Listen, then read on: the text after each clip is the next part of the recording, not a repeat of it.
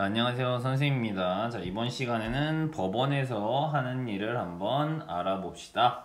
자, 마찬가지로 법원이 하는 일을 여러분이 한번 조사해서 발표해보고, 마찬가지로 법원이 우리 일상생활에 아주 중요한 영향을 미치고 있구나 라는 것을 공부해보면 될 것 같아요. 자, 여러분이 학교에서 갈등이 일어나면 어떻게 해결해요, 주로? 선생님한테 이야기를 하죠. 그래서 선생님이 갈등이 일어난 친구들의 이야기를 듣고 해결을 해주는 것이죠. 하지만 뭐 학교는 선생님이 있지만 학교를 졸업하고 나서 성인이 되면 이제 뭐 선생님과 같은 사람이 없잖아요. 그렇기 때문에 사람 간에 갈등이 벌어졌을 때 바로 이런 것들을 해결해 주는 곳이 바로 법원이다 라고 생각해 볼 수 있겠습니다. 자, 교통사고로 소형인에 반 친구를 다치게 한 운전자는 어린이 보호구역에 대한 법률을 위반한 혐의를 받았다는 거지, 그치? 그래서 법원에서 재판을 받았다라는 것이 되겠습니다. 그쵸? 자, 그러면 한번 재판을 보도록 하겠습니다. 자, 여기 보면은 이제 판결을 하는 사람을 여기 우리 알고 있죠. 바로 판사가 되겠죠. 맞습니까? 자, 그리고 여기서 바로 재판을 받게 된 사람, 즉 잘못을 한 사람을 뭐라고 부를까요? 피고인이 되는 것이죠. 그럼 여기서 이 피고인은 친구를 다치게 한 운전자, 요 사람이 바로 뭐가 되는 거야? 피고인이 되는 것이죠. 맞아요. 그러면 이 사람이 죄가 있습니다 라고 해서 죄를 밝혀서 처벌권을 요구할 수 있는 사람을 바로 검사라고 하는 것이에요. 즉, 이 사람이 법을 어겼다. 그래서 바로 죄가 있다. 이렇게 이야기를 할 수 있는 사람이 되겠죠. 그래서 검사가 피고에게 죄가 있다라고 해서 기소를 한다고 해요. 그러니까 검사가 1차적으로 피고인을 봤을 때 만약에 죄가 없다라고 하면은 기소를 하지 않는 것이에요. 그거는 무혐의가 됩니다. 법률 용어들이 우리가 상식적으로 알아두면 좋을 것 같아요. 무혐의, 죄가 없다 라고 되는 거예요. 뭐 우리가 소위 알고 있는 무죄 판결이 난다. 그건 이제 판사가 하는 걸 판결이라고 그러고 이제 검사는 무혐의라 그래요. 그러면 법정이 이렇게 나오지 않겠죠. 근데 검사가 죄가 있어. 그러면 바로 기소를 하는 것이죠. 그리고 이거에 대한 처벌을 요구하는 것입니다. 그렇기 때문에 지금 이 피고인은 검사가 봤을 때 죄가 있다는 것이죠. 검사 이야기를 들어보면 피고인은 어린이 보호구에서 학생의 안전에 유의하지 않았다. 그렇기 때문에 죄가 있다라고 보는 것이죠. 죄가 있으니까 뭘 했다? 기소. 그래서 이렇게 재판에 오게 된 것입니다. 알겠죠? 자, 그러면 피고인의 입장에서 그치 법을 잘 모르는 사람일 확률이 높죠. 그쵸? 우리는 법을 전문적으로 공부한 사람이 아니잖아요. 그렇기 때문에 나를 도와줄 수 있는 사람을 보통 고용을 하겠죠. 그 사람이 바로 뭐다? 변호인. 우리가 그러니까 변호인은 무슨 자격증을 가지고 있는 사람? 바로 이 변호사. 법률을 공부해서 변호사 자격증을 가지고 있는 사람이 변호인을 보통 하겠죠. 자, 그래서 이제 변호인은 바로 피고인의 입장에서 법을 잘 알고 있는 사람으로서 도움을 주는 것이죠. 이렇게 주변이 어두워서 피고인의 차가 미처 학생을 피할 수 없었다. 이렇게 해서 보호를 해주는 것이죠. 변론을 해준다. 그렇지. 우리가 이렇게 하는 것을 변론이라고 이야기를 합니다. 당연히 죄가 없다라는 걸 주장하는 사람이 변호인이기 때문에 주장에 대한 근거를 법적인 근거를 들어서 서로 이야기를 해야 되겠죠. 그 다음 여기 보시면 이렇게 재판에서 필요하면 증인이 나오죠. 운전자는 빠른 속도로 운전하고 있었습니다. 증인은 이 관련된 사실을 목격한 대로 재판에서 이야기를 하게 되는 것이죠. 자, 그러면 판사는 바로 이렇게 검사가 죄가 있습니다 라고 주장을 하고 변호인은 죄가 없습니다 라고 주장을 하잖아요. 이제 이 양쪽의 입장을 듣고 다음 판사가 또 증인의 이야기도 들어서 최종적으로 판결을 내리는 것이죠. 사고를 낸 피고인에게 벌금 얼마를 선고합니다. 이걸 바로 뭐라고 그래? 우리가 판결이라고 하지. 맞아요. 판결도 마찬가지로 판사님께서 뭐에 따라서? 바로 법에 따라서 판사 마음대로가 아니라 정해지는 법에 따라서 판결을 하게 되는 것이죠. 그러면 벌금형을 냈다는 것은 죄가 있다는 거야, 죄가 없다는 거야? 죄가 있다는 거야. 그러니까 유죄, 죄가 있습니다. 그렇죠? 벌금형도 유죄입니다. 그 다음 만약에 제일 어떻게 보면 약한 게 벌금이고요. 그쵸? 벌금형. 그 다음에 벌금형보다 더 센 건 뭐가 있겠어요? 우리가 알고 있는 감옥에 보내는 징역형이 있겠죠? 감옥에 보내는 것이죠. 그러면 벌금형보다 징역형이 훨씬 센 처벌이죠. 그 다음 우리나라에는 징역형 말고도 뭐가 있어요? 사형제가 있어요. 하지만 우리나라는 실질적으로 사형 폐지 국가라고 볼 수 있어요.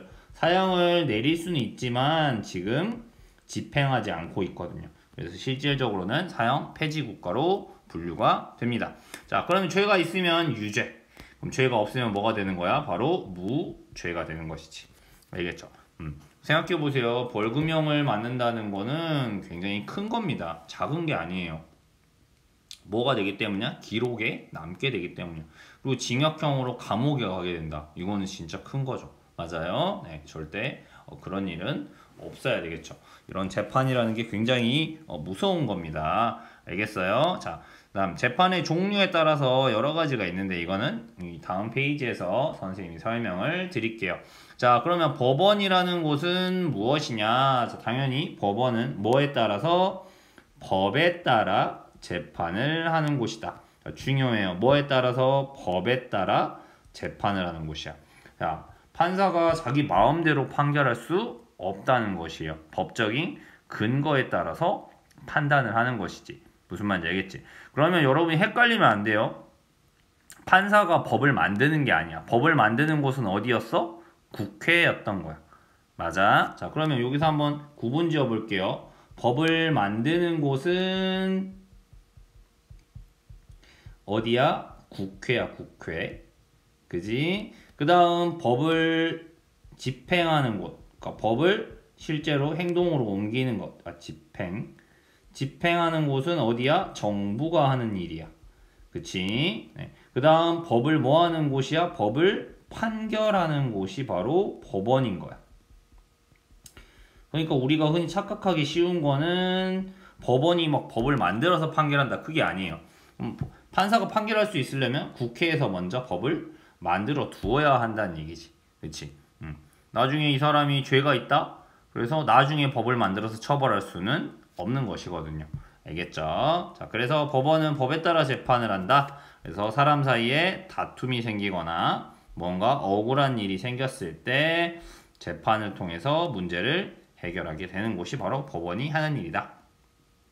자, 첫 번째 재판을 한번 볼까요? 자, 층간소음 때문에 너무 힘들어요. 자, 여기 있는 사람이 층간소음 때문에 힘들어요 라고 해서 자신이 피해를 입은 것에 대해서 재판을 요구한 것이죠. 이렇게 재판을 요구한 사람을 뭐라고 부르냐면 바로 원고라고 불러요. 원고는 재판을 요구한 사람. 그러면 이걸 착각하면 안 돼. 원고가 재판을 말 그대로 처음 시작한 사람이 원고인 거야. 그러니까 무조건 재판을 당하는 사람을 우리가 뭐라고 부르냐면 그러면 피고라고 부르는 거예요. 이 사람은 재판을 당한 사람이죠. 재판을 당한 거라기보다는 여기서 이 말이 더 맞겠네요. 이렇게 재판을 하는 거를 바로 소송을 당한 사람이다. 뭐 이렇게 표현하는 게 맞겠죠. 그래서 피고가 되는 겁니다. 그러니까 무조건 우리가 착각하는 게 이게 나중에 이 밑에 있는 형사재판하고 헷갈려서 피고가 무조건 잘못한 사람이다. 그거는 아닐 수 있는 거야. 무슨 말인지 알겠죠? 피고는 무조건 잘못한 사람이 아니야. 그냥 재판을 먼저 요구하면 그 사람이 원고, 재판을 내가 당하면 피고가 되는 거일 뿐이야. 자, 그러면 개인 간의 이런 다툼을 해결해주는 이런 재판을 우리가 뭐라고 부르냐면 바로 민사재판이라고 불러요. 자, 민사, 말 그대로 개인 간의 갈등, 이런 것들에 대해. 층간소음은 개인 간의 갈등이잖아요. 그쵸? 이런 거에 대해서. 그러면 판사가 이제 양쪽의 입장을 듣고 이제 정신적 피해를 입은 만큼 배상하세요 라고 하는 거지. 자, 여기 장면은 안 나오겠지만 당연히 본인이 직접 재판을 할 수도 있지만 보통은 누구를 대동한다? 자기 입장을 하는 변호인. 즉 우리가 누구를 고용해? 이것도 마찬가지로 변호사를 고용해서 이 사람에게 얼마만큼의 피해 보상을 요구한다. 뭐 이런 식으로. 예를 들면 제가 층간소음 때문에 힘들어서 저에게 500만 원의 보상금을 주세요 라고 주장을 하면, 그렇지, 그러면 이 사람이 500만 원 다 줄 수 없다.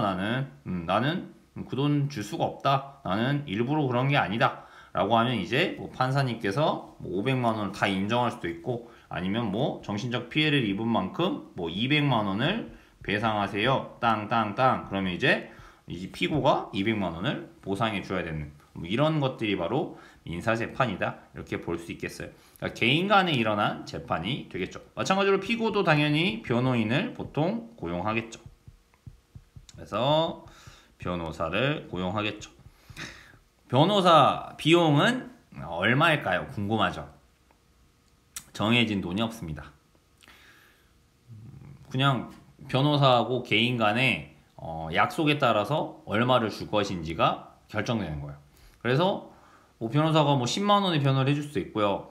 뭐 1000만 원, 뭐 1억의 변호를 해줄 수도 있어요. 유능한 변호사라면 1억을 받을 수도 있는 겁니다. 이건 개인 간의 거래, 약속에 따라서, 계약에 따라서 지급하게 돼 있는 거예요. 그렇기 때문에 뭐 변호사비가 얼마냐라고 딱 하기는 어렵지만, 근데 이제 보통 뭐 좀 작은 사건 이런 것들은 보통 약 한 건에 400만 원 정도 한다고 합니다. 약 400만 원. 보통 요 정도. 그러니까 비용이 상당히 비싸죠. 맞아요. 네. 그러면 생각해 보세요. 원고가 500만 원 보상을 받으려면 일단 변호사를 고용해야 되니까 일단 내가 400만 원이 들어가는 거야. 그리고 재판을 요청할 때 또 여러 가지 서류나 이런 거에 돈이 들어가요. 그러니까 개인 간의 재판을 한다는 것은 내가 돈을 어쨌든 많이 쓸 각오를 해야 된다는 거지. 근데 이제 얼마나 스트레스를 받았으면, 그치, 변호사비 400만 원까지 쓰면서 재판을 요청했겠어요. 그쵸? 이런 것들이 바로 민사재판이다. 두 번째 보세요. 자, 법을 지키지 않은 사람을 처벌하게 된다. 이 재판이 바로 무슨 재판이냐면 바로 우리가 형사재판이라고 불러요. 형사재판이 됩니다. 알겠죠? 형사재판이에요. 자, 이 형사재판이 훨씬 무서운 겁니다. 자, 마찬가지로 여러분이 뭘 할 수 있기 때문이죠? 범죄자로 만약에 특정이 돼버리면 피의자가 되면서 여러분이 벌금을 내거나, 여기 보면은 폭행한 것이 인정돼서 징역 몇 년을 감옥에 들어갈 수도 있는 거잖아요. 그러면 여러분의 신체의 자유가 제한되겠죠. 맞아요. 그렇기 때문에 형사재판은 정말 무서운 거예요. 절대 여러분이 경찰이나 검찰에 가는 일은 없어야 된다고 생각합니다. 그러면 이 옆에 있는 바로 이 첫 번째 요 그림이 바로 무슨 재판이었던 거야? 형사재판인 것이죠. 맞아요. 그럼 형사재판 아까 선생님이 이야기했죠. 검사가 죄가 있다라고 판단을 하면 기소가 된다. 그러면 이 재판이 될 수 있고 여러분이 벌금형이나 징역형을 맞을 수 있는 것이에요. 그렇기 때문에 최대한 여러분이 이런 범죄 이런 것들을 저지르면 절대 안 되겠죠. 맞아요. 네, 굉장히 무서운 재판이 바로 이 형사재판이 되겠습니다. 이렇게 해서 법을 지키지 않은 사람을 처벌하는 첫 번째 권한, 이 사람이 죄가 있습니다. 이 사람을 죄를 지었기 때문에 이런 처벌을 내려주세요 라고 주장하는 사람이 뭐다? 검사야. 무슨 말인지 알겠지? 그러니까 검사가 굉장히 강한 권한을 가지고 있다라고 보는 거지. 이 사람이 죄가 있는지 없는지를 제일 먼저 판단하는 사람이니까. 그 다음 여기서 재판을 받는 사람을 바로 피고인이라고 부른다. 그치? 그러면 검사가 주장한 것이 과연 합당한 것이냐 라고 판결하는 사람이 바로 판사님이 되는 거예요. 알겠죠? 그러면 여러분이 이렇게 또 착각하시면 안 돼요. 판사하고 검사하고는 같은 편이다. 지금 입고 있는 옷이 비슷하잖아요. 아니에요. 판사하고 검사는 완전히 다르다고 볼 수 있어요. 무슨 말인지 알겠죠? 이거는 왜 그러냐면요. 여러분이 정부 조직이나 이런 거에서 보시면은, 자, 검사는 정부에 포함되는 거야. 검사는 정부에서 일하는 공무원이야. 물론 판사도 정부에서 일하는 공무원은 맞지만 정부 조직에 들어있지는 않아요. 독립된 기관이 바로 법원이에요. 하지만 검사는 정부 공무원으로서 어디에 소속되어 있냐면 바로 법무부에 소속돼 있어요. 그리고 이 법무부 밑에 있는 뭐 검찰청이라고 하는 곳에 소속되어서 일을 하는 사람이 바로 검사입니다. 반면에 판사는 어디에 소속돼 있다? 법원에 소속돼 있다. 법원은 정부와 따로 떨어져서 바로 독립된 기관이라는 거 생각해 주시면 돼요. 자, 물론 판사도 검사도 사법 시험을 통과하거나 아니면 로스쿨이라고 하는 대학원을 나온 법률 전문가입니다. 그래서 법을 똑같이 공부한 사람이고 국가 공무원이지만 검사는 정부의 지위를 받아야 되는 것이 법무부 장관이나 검찰청장의 지위를 받아서 일을 하는 검사, 공무원인 거고, 법원의 경우는 당연히 신분은 당연히 공무원이지만 법원이라는 곳에 소속된 독립된 기관에 바로 법을 판결하는 사람이다. 이렇게 생각을 해주시면 되겠네요. 판사가 좋냐 검사가 좋냐, 뭐 좋고 안 좋고가 어디 있겠어요, 그렇죠? 대신 판사는 검사나 뭐 개인 간이 올라오는 그런 사건에 대해서만 판단할 수 있죠. 판사가 뭐 직접 사건을 막 조사하러 다니거나 이럴 수는 없어요. 그냥 검사나 경찰이나 조사해서 온 사건에 대해서 판사는 판결을 할 뿐이죠. 그래서 뭐 판사가 판결을 하고 결정을 하는 사람이니까 뭐 판사가 더 좋다고 볼 수도 있는 거고, 반대로 검사는 어떤 일을 할 수 있냐면 내가 봤을 때 우리 사회에서 이런 일들은 범죄야, 잘못된 사람이야, 저 사람이 잘못된 행동을 하고 있어. 그러면 검사는 그거를 수사하고 찾아내서 그 사람을 법원, 즉 기소해서 법정에 세울 수 있죠. 그래서 그 사람을 처벌할 수 있어요. 이런 권한을 가지고 있는 것이기 때문에 뭐 검사는 어찌 보면 또 사회를 막 정의롭게 만들 수도 있는 것이죠. 뭐 범죄자들을 찾아내서 그 사람을 재판에 넘겨서 정당한 처벌을 받게 하는 것이잖아요.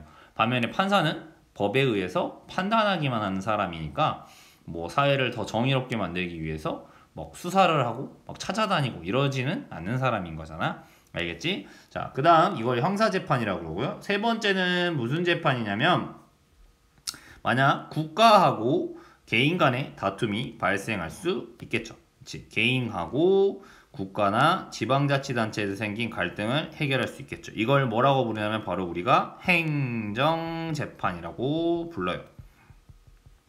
그러니까 국가에서 잘못한 것에 대해서 판결하면, 지하철 공사를 하면서 우리 집이 부셔졌다. 그러니까 바로 지자체, 시 또는 국가에서 우리에게 배상해라. 이런 재판을 바로 행정재판이다. 이렇게 이야기를 하는 것이에요. 그래서 크게 보면 이렇게 세 가지의 재판이 있다. 상식적으로 알아두면 좋겠네요. 첫 번째는 개인 간의 갈등을 조정해주는 민사재판. 두 번째로는 범죄자들을 처벌하는 형사재판. 세 번째로는 개인이 국가나 지방자치단체와 피해를 입거나 분쟁이 생겼을 때 갈등을 해결해주는 행정재판. 이렇게 세 가지가 크게 있다라고 생각해 주시면 되겠어요. 자, 이 밖에도 국가에서 아니 법원에서 또 하는 일들이 구체적으로 더 여러 가지가 있습니다. 그러면 더 어떤 일들을 하는지를 몇 가지만 선생님이 간단히 소개해 드릴게요. 여러분이 조사해서 찾아보시면 좋겠지만, 물론 법원에서 제일 큰 일을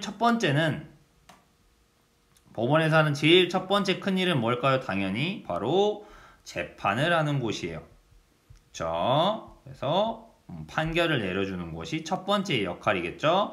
두 번째로는 법원이 또 어떤 일을 하냐면요, 등기라고 하는 걸 해줍니다. 등기는 주로 뭐와 관련된 거냐면, 여러분이 만약 살고 있는 집의 주인, 소유자라고 하죠. 그 사람이 그 집을 가지고 있습니다 라고 하는 것을 증명해주는 일을 해요. 알겠죠? 그래서 등기. 알겠죠? 여러분이 집을 사면 이게 내 거라는 걸 확인해야 될 거 아니야. 그때 바로 등기소에 가서 이 집을 내가 구입했습니다 라고 확인을 해준 걸 법원이 해요. 그렇기 때문에 이걸 등기라고 불러요. 또 여러분 여러분 부모님에게 여러분 집 밑에 들어가 있죠. 바로 이게 뭐냐면 가족 관계를 확인해줘. 이런 것들.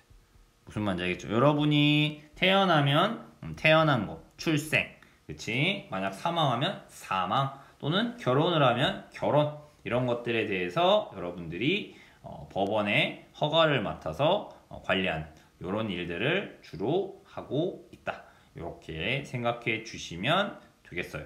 무슨 말인지 알겠죠? 네. 그 다음에 재판들 중에서도 아까 선생님이 세 가지만 설명드렸죠. 아까 민사재판, 형사재판, 행정재판이 있다고 했는데 조금 더 알아두면 괜찮을 만한 재판을 또 소개를 해드리면 무슨 재판이 있냐면 바로 가사재판이라고 하는 게 있어요. 가사재판은 말 그대로 여기서 가사라는 말이 뭐야? 가정 안에서 벌어진 문제에 대한 재판입니다. 그러면 혹시 우리 가족끼리 부모님이 돌아가시고 나서 재판, 뭐 유산을 가지고 싸움이 났다. 그럼 이런 것들에 대해서 재판을 할 수도 있고요. 또 뭐 이런 일은 있으면 안 되겠지만 이혼, 부모님이 이혼하시는 경우에 이 가사재판에서 이혼 여부를 판단해 줍니다. 알겠죠? 혹시 그 다음 뭐 이게 내 자식이 맞나? 친자 확인이라고 그러지. 이런 경우에 가사재판에서 판결을 해주는 것이에요. 그 다음 또 여러분 들어보셨을 거예요. 소년재판이라고 합니다.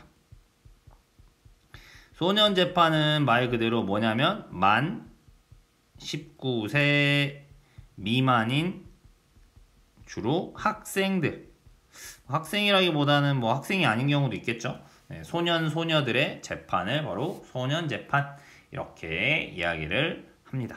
알겠죠? 이 정도만 알아두시면 될 것 같아요. 그러니까 여러분이 혹시나 그러면 안 되겠지만 뭐 학교폭력을 너무 심하게 했다거나 뭐 다른 사람의 뭐 물건을 너무 심하게 훔쳤다. 그러면 여러분은 형사재판이 아니라 바로 이 소년재판을 받게 됩니다. 무슨 말인지 알겠죠? 절대 그런 일은 없어야 될 거라고 생각해요. 자, 넘겨서 법은 모든 사람에게 공정하게 적용돼야 되겠죠? 맞아요. 법원의 중요한 거겠죠? 공정한 재판으로 국민의 자유와 권리를 보장해야 되기 때문에 중요한 내용이에요. 법원은 외부의 영향이나 간섭을 받지 않아야 한다. 알겠죠? 자, 대통령이라고 해서 법원에게 이런 판결해라 저런 판결해라 이야기할 수 없어요. 국회의원이라 한다 해서 이렇게 판결해라 저렇게 판결해라 이야기할 수 없다는 거지. 그래서 선생님이 아까 뭐라고 했어요? 바로 법원은 독립된 기관이다. 알겠죠? 중요한 이야기겠죠. 공정한 재판을 위해서 독립된 기관으로 존재한다. 그래서 법관은 개인적인 의견이 아니라 뭐에 따라서 정해진 헌법과 법률에 따라 공정하게 판결 내려야 한다. 제일 중요한 것이겠죠. 왜? 억울한 사람이 나오지 않기 위해서 법관은 바로 공정한 판결을 내려야 할 의무가 있다는 것이죠. 이를 위해 우리나라는 특정한 경우를 제외하고 모든 재판의 과정과 결과를 공개해서 억울한 사람이 생기지 않도록 하고 있다. 뭐 여기서 특별한 경우라 함은 뭐 이 재판을 공개했을 때 뭐 피해자가 너무 많은 상처를 받게 된다든지 그런 것들은 공개하지 않을 수도 있다는 것이. 하지만 대부분의 재판은 공개하는 것이 원칙이다. 그 다음 우리나라는 재판은 내가 억울하다고 생각하면 몇 번까지 할 수 있어? 모두 공정한 재판을 받을 수 있도록 한 사건에 원칙적으로 3번까지 재판을 받을 수 있는 3심 제도를 두고 있다. 그러면 여러분이 처음에 만약에 재판을 하시면 처음에는 지방법원으로 갑니다. 지방법원. 여기 뭐 여러분이 살고 있는 곳이 용인이라면 뭐 수원 지방법원 용인지부 뭐 이런 게 있을 거예요. 거기 가서 먼저 재판을 하시는 거예요. 이걸 뭐라고 하냐면 1심이라고 이야기합니다. 근데 여러분이 여기서 판결을 했는데 억울해. 그러면 또 재판을 요구할 수 있어. 그러면 바로 무슨 재판으로 가냐면 고등법원. 고등법원으로 가서 또 재판을 받을 수 있어요. 이게 바로 2심. 근데 이것도 억울해. 그러면 여러분이 최종적으로 마지막엔 어느 곳에서 여기 나와 있는 우리나라 최고의 법원인 대법원에서 3심 재판을 받을 수 있어요. 3심에서도 억울하면 어떻게 되냐? 그거는 끝이야. 그렇지? 왜? 100번 뭐 억울하다면서 계속 영원히 재판하고 있을 순 없잖아요. 그래서 우리나라는 3심 제도까지 운영하고 있다. 근데 여러분, 여러분이 재판을 할 일이 없었으면 제일 좋겠지만, 아까 선생님이 한 건의 변호사비 400만 원이라고 했잖아. 그 변호사가 400만 원 받고 이거 대법원까지 다 해주는 게 아니야. 지방법원에서 400만 원, 고등법원에서 400만 원, 대법원에서 400만 원. 그 다음에 뭐 대법원 올라가면 재판이 더 어려워지면 더 많은 돈을 변호사가 요구할 수도 있는 거라서, 이렇게 재판을 길게 가져가는 것은 굉장히 많은 비용과 또 엄청나게 오랜 시간, 재판이 하나 나려면 뭐 몇 년씩 걸리는 경우도 있습니다. 그렇기 때문에 우리가 제일 좋은 건 법을 어기지 않고, 그치? 법에 따라서 잘 지내는 거다라고 생각합니다. 자, 그리고 또 특별한 법원 기관이 있는데, 그 기관이 바로 헌법재판소라고 하는 곳이에요. 우리나라에서 또 굉장히 중요한 곳이 되겠죠. 자, 헌법재판소는 헌법과 관련된 다툼을 해결한다. 말 그대로 헌법과 관련된 다툼을 해결하는 곳이다. 그래서 바로 우리가 보는 법률이라는 거, 법을 만들었는데 이 법이 헌법에 어긋나진 않는지, 그치? 또는 국가기관이 만약에 국민의 기본권을 침해했는지, 이런 것들을 판단하는 것이야. 뭐 예를 들어서 보면 옛날에 이런 게 있었다. 예를 들면 뭐 학생들의 밤 10시 이후에 PC방 사용이 제한돼 있어. 그치? 근데 이거를 법으로 만들었다. 법률로 만들었어. 근데 어떤 학생들이 이렇게 이야기할 수 있지. 왜 우리는 밤 10시 이후에 PC방 못 가게 해요? 이거는 나의 학생으로서, 국민으로서 나의 내가 밤늦게 PC방 갈 수 있는 나의 자유의 권리를 침해한 것이다 라고 소송을 걸 수 있죠. 네. 맞아요? 그러면 이게 과연 우리나라 헌법에 맞는지, 그치? 이게 법률로서 정당한 것인지를 판단해 주는 곳이 바로 헌법재판소라는 것이죠. 알겠죠? 그러면 그 결과 어떻게 났을 것 같아? 그치? 헌법재판소에서 학생들의 밤 10시 이후 PC방을 제한하는 것은 우리나라 헌법에 부합한다. 맞다. 국민의 자유와 권리를 침해하는 것이 아니다. 왜냐? 우리나라 헌법에는 청소년이나 학생들의 건강을 보호하는 필요성이 있다는 조항도 있다.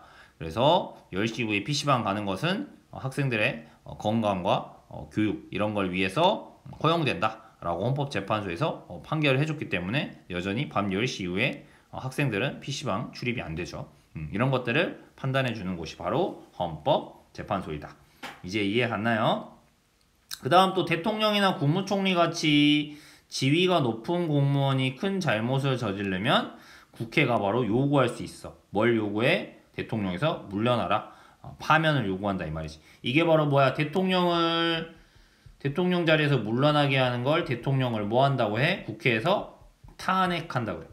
그러면 이 탄핵하는 것을 따라서 대통령이 결국 대통령의 지위를 박탈할 것인지는 헌법재판소에서 판결한다. 우리나라 대통령 중에서 탄핵을 당한 대통령이 2명이 있어요. 한 명은 노무현 대통령이에요. 노무현 대통령을 국회에서 탄핵을 요청했죠. 그래서 헌법재판소에서 판결했을 때 노무현 대통령은 국회에서 요구한 이유로는 파면까지는 적당하지 않다라고 해서 다시 대통령직을 복귀해서 끝마친 사람이 노무현 대통령이었고요. 반면에 박근혜 대통령도 탄핵을 당했죠. 근데 박근혜 대통령은 헌법재판소에서 우리나라 헌법의 가치 위반한 사항이 너무 많다. 그래서 박근혜 대통령을 파면한다 라고 해서 박근혜 대통령이 대통령 임기를 마치지 못하고 물러나게 되었던 것이죠. 알겠나요? 이런 것을 판단하는 곳이 바로 헌법재판소. 그 다음에 또 정부가 어떤 정당을 민주적 질서를 어지럽혀서 판단해서 해산을 요구하면 그 여부를 판단해서 결정한다. 그러니까 어떤 당이 우리 국가를 해를 끼치고, 그치? 그런 경우에는 그 정당을 해산시킬 수 있는 명령권도 가지고 있다. 그 다음 헌법재판소에는 헌법재판관은 총 9명이 있다. 그래서 이 헌법재판관이 중요한 결정을 내릴 때는 6명 이상이 찬성을 해야 된다. 즉 박근혜 대통령이 탄핵될 때 바로 6명 이상의 헌법재판관이 각각 독립적으로 판단하고 이 사람들이 다 헌법에 위반된다 라고 판단했기 때문에 박근혜 대통령이 바로 대통령직에서 물러나게 되었던 것이 되겠습니다. 알겠나요? 자, 이렇게 해서 헌법재판소까지 알아보았습니다. 자, 법원 생각보다 여러분이 잘 알아두셔야 돼요. 뭐 내가 아까 선생님 말한 것처럼 법원에는 되도록 안 가는 게 좋아. 경찰서, 검찰청, 뭐 법원 안 가는 게 좋은데 또 내가 살다 보면 나의 의지와 상관없이 내가 뭐 소송을 당해버리면 그냥 법원에 가야 되는 거잖아. 그렇기 때문에 이런 법률 제도라든지 이런 것들에 대해서 내가 잘 알아두어야 억울한 일을 겪지 않겠죠. 알겠나요? 좋습니다. 이렇게 해서 우리 법원에 대해서 아주 자세히 알아보았습니다. 이상입니다.